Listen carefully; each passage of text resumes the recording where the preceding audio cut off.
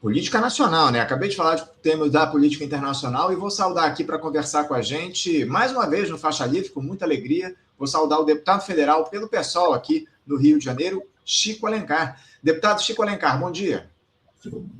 Bom dia a você, bom dia a todos os ouvintes do Faixa Livre. É um prazer estar aqui pela primeira vez em 2026. A vida que segue, estamos vivos e na luta, Anderson. É isso, Chico. Eu quero agradecer muito sua presença. Primeira vez que a gente conversa de fato em 2026. Eu sempre evito convidar parlamentares aqui nesse primeiro mês de ano, recesso parlamentar, porque vocês estão de férias, enfim, estão fazendo estão dando conta das suas questões, enfim. Então, agora, esse primeiro dia de fevereiro é o dia onde nós temos o retorno das atividades parlamentares no nosso país. Daqui a pouquinho a gente vai tratar a respeito disso, viu, Chico? Mas primeiro eu queria uma análise mais geral tua a respeito do momento político que a gente atravessa, porque a gente tem aí o governo do presidente Lula em meio a essa disputa eleitoral que se avizinha, né? No mês de outubro teremos eleições gerais, um governo que vai passar meio que por um desmonte, digamos assim, nos ministérios, com a saída de vários titulares de pastas, enfim, para disputar as eleições, bem como um governo que sofre pressões enormes dos partidos da direita que atualmente formam a base aliada nessa grande aliança construída pelo Lula para ganhar as eleições lá em 2022. Enquanto isso, temos uma extrema-direita aí meio que dividida entre o bolsonarismo, com o apoio do Tarcísio de Freitas, governador de São Paulo, agora formalizado, e o PSD.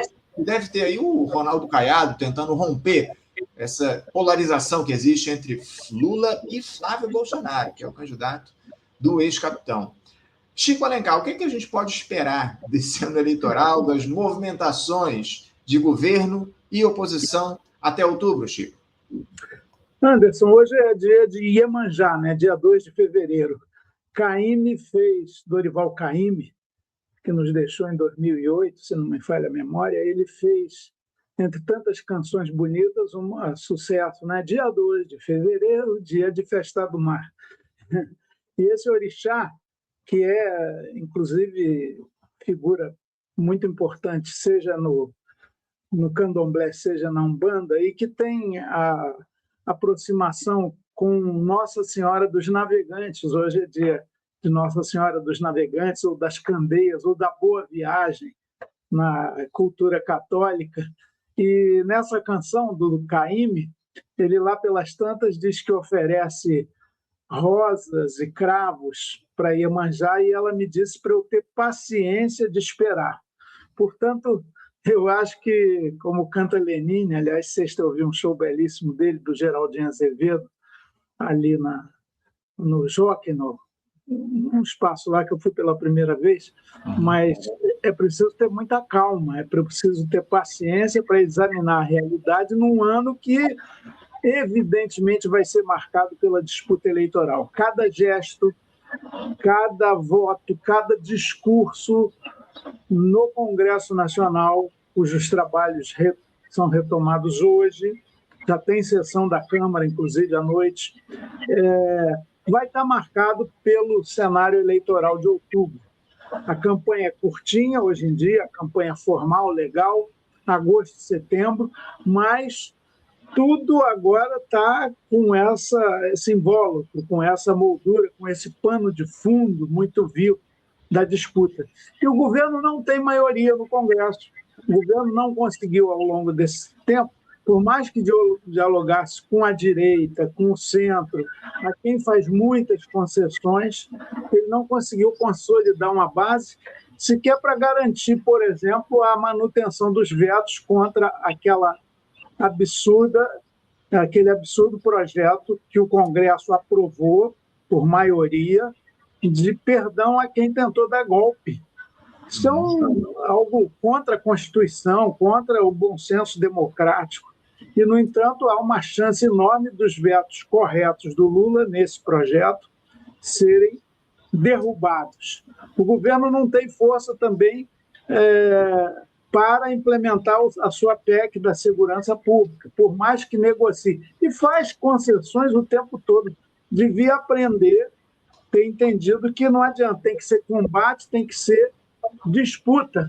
civilizada, mas aguerrida de projetos de proposta. Vamos ver se pelo menos o Vale Gás, que é uma medida provisória, que vence agora 11 de fevereiro, essa maioria reacionária, direitista, conservadora, aprova. Se não aprovar, nós temos que ir para a rua denunciar quem é inimigo do povo.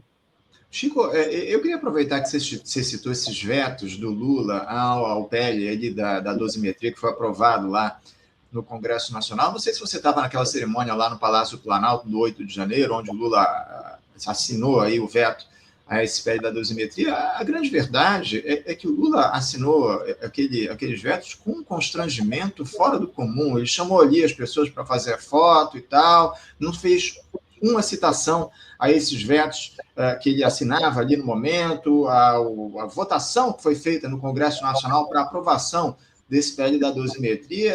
Ele me parecia muito constrangido na hora de assinar esse veto. Eu queria que você falasse um pouco sobre isso. Me parece que o Lula, nos momentos em que ele precisa se afirmar, até num cenário onde o povo questiona e critica e classifica o Congresso como inimigo do país, o Lula poderia ali se classificar eleitoralmente falando, questionando a decisão dos parlamentares de assinarem, de aprovarem o PL da dosimetria, mas na cerimônia de veto ele chama as pessoas para foto, assina, não fala nada. Como é que você vê essa postura do presidente da República? Anderson, eu acho que você está fazendo um julgamento, uma análise muito do subjetivo, né? Porque, na verdade, foi um ato de repúdio ao golpismo. O ato no Palácio, dia 8 de janeiro, foi um ato todo ele de repúdio ao golpismo, com esse marco de 3 anos do 8 de janeiro, e o Lula sofreu muitas pressões para não assinar naquele momento o veto, deixar-se para uma semana depois, ainda tinha tempo, e talvez ele tenha refletido um pouco essa situação. Ele pode ter ficado muito em dúvida, mas é isso, o importante mesmo, concreto, porque na vida política a gente tem que ser analisado pelo que fica, que são nossas palavras, afirmações, né, e votos, e vetos, no caso do presidente da República. Um veto muito importante, assim como os 61 vetos daquela lei da devastação que, lamentavelmente, o Congresso Inimigo do Povo também derrubou. Então, eu acho que o problema não é do veto do Lula com maior ou menor entusiasmo, é do próprio Congresso e de uma maioria completamente atrasada, cheia de retrocessos. Eu espero que em outubro o povo tenha mais lucidez e vote num Congresso menos conservador. Mas o Lula, diante de um cenário como esse, Chico, ele não deveria ter feito uma fala ali naquele ato denunciando o Congresso Nacional por ter aprovado o PL da dosimetria? O meu ponto é esse, é que o Lula, por mais que não tenha mostrado entusiasmo, ele simplesmente ignorou que os deputados e senadores aprovaram o PL da dosimetria. Ele só assinou ali, não falou absolutamente nada, diante da comoção popular que esse tema tem produzido. Não caberia ali uma fala contundente do presidente da República criticando a ação dos parlamentares? Antes, eu confesso que eu não me recordo da fala do Lula no ato em si, porque não houve, por isso que você não se recorda, não houve fala dele a respeito do PL da dosimetria, por isso que você não lembra. Não, mas ele falou, você está preocupado em criticar o Lula, eu estou preocupado em criticar o reacionarismo do Congresso, essa maioria que o povo já esqueceu, que votou, inclusive, na PEC da blindagem, que votou numa série de medidas de retrocesso, a devastação, por exemplo, essa anistia absurda, que bom que ele vetou, e não é a fala maior ou mais ou menos contundente dele, presidente, ali, que vai resolver a maioria ali. O problema, a contradição do Lula, e aí nós concordamos, é que ele fica o tempo todo acreditando em nome da tal governabilidade, e nós defendemos uma governabilidade de combate, de afirmação de posições, e não de conciliação o tempo todo. Veja, a União Brasil, o PP, tem ministérios no governo, e são a linha de frente, junto com o PL, da extremíssima direita, do bolsonarismo, contra o governo, lá no Congresso Nacional. Então, eu acredito que aí é que está o problema. E nesse ano, é verdade que em alguns momentos o Lula teve uma posição um pouco mais nítida em relação a isso. Mas esse ano, mais do que nunca, ele tem que afirmar propostas, projetos, como da soberania nacional, como da denúncia da invasão imperialista da Venezuela, da asfixia terrível, letal de Cuba, de apoio às políticas de Trump. Estou muito curioso para ver o que ele vai conversar com o Trump lá em março, sei lá quando eles vão se encontrar de novo. Vamos ver. Chico, falando ainda sobre eleições, eu queria avançar na discussão sobre a extrema-direita, né? Porque a gente, como eu citei ainda há pouco, o Tarcísio de Freitas, o governador de São Paulo, anunciou na semana passada, depois de encontrar, inclusive, o Jair Bolsonaro lá no presídio da Paculdinha, o apoio ao Flávio Bolsonaro, a candidatura do filho do ex-presidente, o atual senador, à presidência em outubro. A gente deve ter o Ronaldo Caiado sendo candidato dessa falsa terceira via, que nada mais é do que uma outra ala dessa extrema-direita aqui no nosso país. Isso, o Ronaldo Caiado, filiado agora ao PSD, com apoio ali do Ratinho Júnior, também do Eduardo Leite, o governador do Rio Grande do Sul, enfim. E agora surge essa figura do Nicolas Ferreira como uma liderança da extrema-direita para o futuro. Ele fez ali aquela passeata, aquele movimento saindo de Minas Gerais até Brasília, enfim. Isso produziu uma certa comoção diante até do episódio que houve lá em Brasília no final, né, desse ato. Caiu um raio ali, feriu uma série de pessoas, enfim. Eu queria saber de você até que ponto essa extrema-direita hoje ela tem capacidade de apresentar um projeto eleitoralmente viável para enfrentar o Lula nas urnas, isso depois de ter enfrentado todo esse julgamento no Supremo Tribunal Federal por conta do golpismo. Como é que você vê hoje a extrema-direita enquanto força eleitoral nas urnas para se colocar contrário ao presidente Lula? Bom, um dado da realidade brasileira, e não é de hoje, já de mais ou menos uma década para cá, é o crescimento e a afirmação, inclusive eleitoral, e com poder de mobilização popular da extrema-direita, o que a gente chama de bolsonarismo. É um fenômeno político muito forte e eles não escondem sua simbologia, que é de extrema-direita. O próprio lema Deus, Pátria e Família vem da Itália fascista. Eles se inspiram nesses modelos que tiveram muita força no mundo, do nazifascismo, dos anos 20, 30 e 40 do século passado, e eles afirmam, e não só no Brasil, esses contravalores da extrema-direita. E tem força eleitoral, que nunca existiu antes. O Plínio Salgado, o integralismo brasileiro, tinha lá alguma relevância, tentou um golpe também contra Getúlio Vargas em 1938, disputou eleições com o próprio líder Plínio Salgado, os integralistas, Anauê, mas nunca chegaram ao poder. No Brasil chegaram com Bolsonaro, uma figura que era do baixíssimo clero, quase que objeto de gozação geral dentro do Congresso da Câmara dos Deputados, pelas suas posições extremadas. O erro da ditadura não foi ter torturado, foi não ter matado, eliminado. Ele falava essas coisas abomináveis sem cerimônia alguma. E virou presidente da República, coisa que nem ele próprio, segundo inclusive me disse num desses voos, Rio-Brasília, Brasília-Rio, onde a gente encontra, inclusive, com adversários políticos, mas ele falou que não tinha expectativa de vencer a eleição. Em vez de faixa presidencial, a frase dele queria uma barraca de praia em Angra, onde ele tem lá uma casa e botou gente da sua assessoria para trabalhar.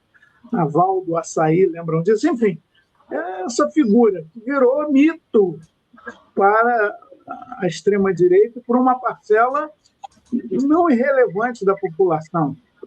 Talvez a gente possa dizer que os que fiam no bolsonarismo são de 15% a 20% da parcela eleitoral da população brasileira, o que é grave, o que é significativo. Portanto, essa força existe, é claro, de novo, estão operando na forma da pior política. Bolsonaro preso por golpe, tentativa de golpe, condenado, 27 anos. Ele escreve num bilhetinho: quem tem que ser candidato a presidente, já que eu estou inelegível, ele não escreveu isso, mas já está considerando que a elegibilidade para o próximo pleito dele está muito difícil. Quem vai ser o candidato é o meu filho, que é em quem eu confio. E um bilhetinho de 3 linhas, manuscrito, vira determinação. Valdemar Costa Neto, notório na política brasileira, velha raposa, felpuda, já acusado de muitas falcatruas, ele disse assim: não, Bolsonaro falou, está falado. Isso é lá método político digno? Aí vai o Flávio Bolsonaro e repete aquela pataquada de uso e, assim, transgressor da religiosidade do nosso povo, e se banha, se batiza de novo lá no Rio Jordão, em Israel, como seu pai o fizeram, e ele mesmo já tinha se batizado. Ou seja, eles vão nesse caminho aí. Agora, o Flávio tem muita rejeição e vai ter que explicar muita coisa. A gente poderia listar tudo que o Flávio Bolsonaro tem a explicar das suas relações com Queiroz e com Adriano da Nóbrega, chefe do escritório do crime, Esquadrão da Morte, a fábrica de chocolates, a imóveis comprados, enfim. Ele tem um passivo que fragiliza muito essa candidatura.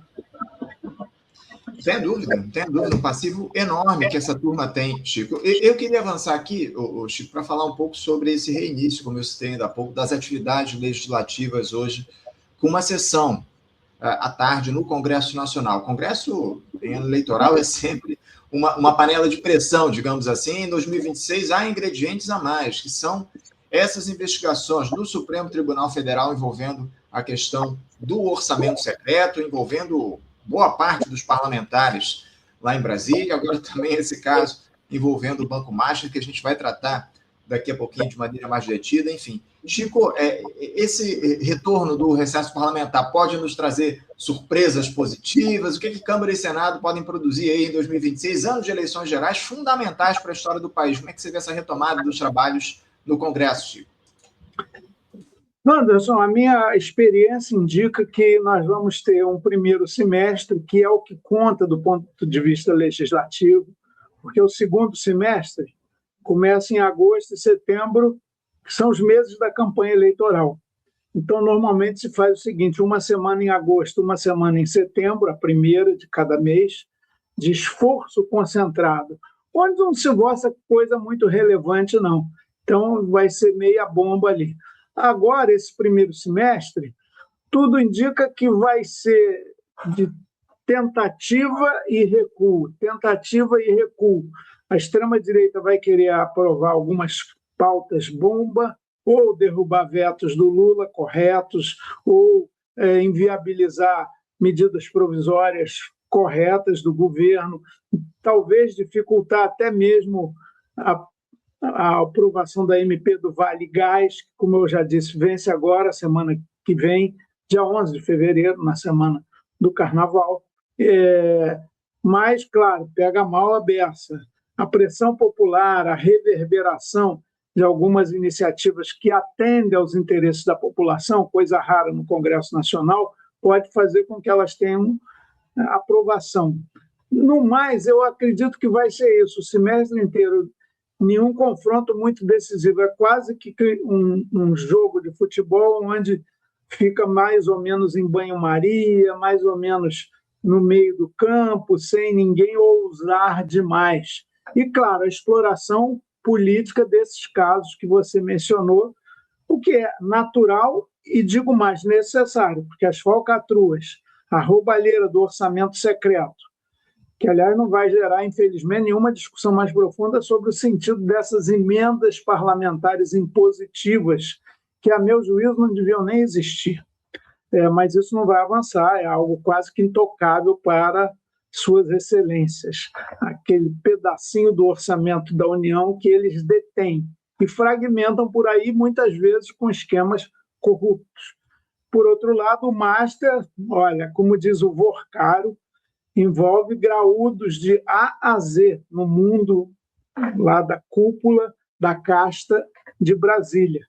O governo erra ao ficar proclamando que não quer CPI nenhuma e tal. Por que não? A oposição vai explorar. Quem disse? E os indícios de vínculo de Ciro Nogueira e outros mais com Rueda, com esse esquemão, né? O próprio governador de Brasília, enfim, esse escândalo master, magno, gigante, tem que ser apurado, sim. E a Polícia Federal está agindo muito bem nesse caso. É isso, a Polícia Federal vem atuando, mas há quem tente dificultar o trabalho da PF. A gente tem feito muito essa crítica aqui nos últimos tempos. Esse episódio esse caso Master tem mostrado os tentáculos desse sistema financeiro corrompido com executivo, legislativo e judiciário. Enfim, eu queria aprofundar um pouco essa avaliação tua, Chico, a respeito do caso Master, as ligações do tal do Daniel Vorcaro com figuras do alto escalão da institucionalidade, em especial essa situação envolvendo o Supremo Tribunal Federal, o ministro Dias Toffoli e também o Alexandre de Moraes, de alguma forma. Como é que você avalia essa situação envolvendo o STF e o Banco Master? Algo muito grave, que não é, como diz um excelente artigo do sociólogo Léo Lins, que volta e meia está aqui no Faixa Livre debatendo também. O Léo Lins, toda semana, todo domingo, ele publica um artigo nas nossas redes sociais chamado Olhos de Lins, e ele é muito agudo na sua percepção, e ele lembra uma obra clássica de Bertolt Brecht, a ópera dos Três Vinténs, onde o personagem principal, que na tradução brasileira foi chamado de Mac Navalha, é uma revista do mundo novo rico, do mundo financeiro, e que vai ganhando dinheiro a partir de 1000 golpes e parcerias com quem, inclusive, parecia ser muito digno, muito honrado, muito honesto. Ora, Daniel Vorcaro é essa figura no Brasil de hoje. Ele ascendeu rapidamente, e exagerou a ponto de ser pego, né? O que ele faz, essas tenebrosas transações, são, infelizmente, muito comuns no cassino financeiro no Brasil, talvez no mundo. Mas ele ostentava tanto, exorbitava tanto, queria tanto, inclusive, envolver todos os poderes, ministros, grandes lideranças de grandes partidos da Câmara e do Senado, todo mundo, né? Ele quis fazer um esquema poderoso. Tinha uma mansão em Brasília, tinha uma mansão lá no sul da Bahia, Trancoso, convidava esse povo para grandes banquetes, festas no exterior, jatinho para lá e para cá. Era um esbanjador até, e com muita ostentação da sua riqueza, que ele considerava que influenciaria muita gente. Ele sempre disse isso. Eu tenho muito boas relações com todo mundo da classe política em Brasília. Todo mundo não, pera lá, né? Nunca vi esse sujeito, nenhum de nós, pelo menos do PSOL, foi aos seus banquetes. E ele agora está enrascado aí. Teve preso, mas com uma banca de advogados caríssimas e mostrando o prestígio que ele tem, ele ficou preso só 12 dias.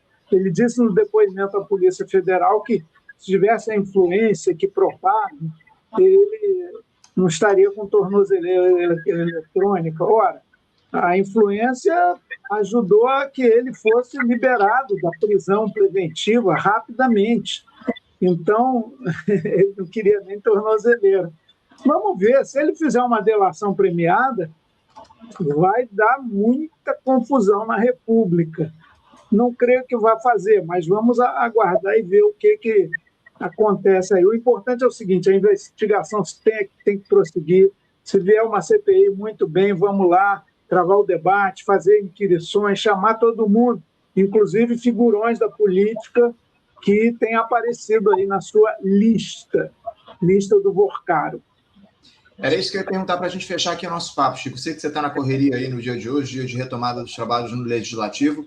Para fechar, você acredita e você considera que a CPI e uma eventual delação premiada do Daniel Vorcaro, nesse momento, são necessários para a gente esclarecer tudo que está envolvido nesse caso do Banco Master? A CPI ela é um embate político, não é instrumento de oposição, instrumento de esclarecimento e que tem o condão, ao contrário de outra da investigação muito substantiva da Polícia Federal, no âmbito da Justiça. A CPI publiciza, a CPI expõe, a CPI traz luz à questão que está sendo inquirida. Uma CPI não tem poder de prender, não tem poder de condenar, a função dela não é essa. Inclusive, ela sugere projetos de lei, pode determinar, ajudar que se aprofundem mecanismos legais de fechamento de torneiras para esses escândalos repetidos. Então, a CPI tem nenhum problema se vier, nós assinamos 3 no âmbito da Câmara dos Deputados, propostas por Heloísa Helena e Fernanda Melchiona, Rede PSOL, proposta por Luciene Cavalcante, do PSOL, proposta por Rodrigo Hollenberg, do PSB, todas CPIs em torno desse tema. Tem essa CPI mista, que é encabeçada pela extrema-direita, que está lá já com número regulamentar de assinaturas. Eu acho que ficar fazendo campanha contra a CPI gera até suspeitas absurdas e estranhas, né? Então, investigar em todos os âmbitos. E, se o Vorcaro fizer delação premiada, ele é a maior autoridade em relação ao que ele próprio fez. Então, isso vai ajudar muito também. Mas a investigação séria da Polícia Federal, sem proteger nem perseguir ninguém, é um caminho muito importante já em curso. É preciso tirar as amarras, os abafas, os sigilos absolutos, a tentativa, como o Toffoli, ministro do Supremo, andou fazendo, agora ele já deu um recuo, publicou uma nota dizendo que está fazendo tudo, que pode ser que volte para a primeira instância, como o Ibanez está comprometido, no STJ, o governador do Distrito Federal, no STJ esse processo tem que estar também. Enfim, aprofundamento, investigação, transparência, doa a quem doer. É isso. Deputado Chico Alencar, quero agradecer a sua presença aqui mais uma vez conosco no Faixa Livre, desejar sorte nesse ano difícil que a gente vai ter pela frente, ano eleitoral, ano de muitas pressões, muitas disputas, e que a gente possa voltar a conversar em breve aqui no Faixa Livre. Obrigado pela sua participação e uma boa sessão em Brasília hoje. Obrigado, Anderson. Um bom ano para todos os nossos, da família plural, diversa e crescente do Faixa Livre. Vamos juntos. Obrigado, Chico. Grande abraço. Até a próxima. Conversamos aqui com o deputado federal Chico Alencar, do pessoal aqui do Rio de Janeiro, falando sobre essa retomada dos trabalhos legislativos no Congresso Nacional essa semana. Aliás, no dia de hoje, né, teremos uma sessão do Congresso, se eu não estou enganado, a partir das 15 ou 15h30, de retomada dos trabalhos, enfim. O Supremo Tribunal Federal, o Judiciário, também retoma o seu trabalho nessa segunda-feira, enfim, nesse 2 de fevereiro. A gente vai, inclusive, tratar disso aqui no Faixa Livre ao longo dessa semana, da retomada dos trabalhos no Legislativo também. Enfim, temas importantes que a gente tratou com o Chico, falamos do caso Master, falamos do processo eleitoral que a gente vai ter no país ao longo dos próximos meses. Aliás, no mês de outubro teremos eleições, mas a campanha já está nas ruas, a grande verdade é essa, né? Já temos muita gente fazendo as suas campanhas, divulgando aí as suas candidaturas, enfim. Então, tratamos aí de uma série de assuntos importantes no papo com o Chico Alencar.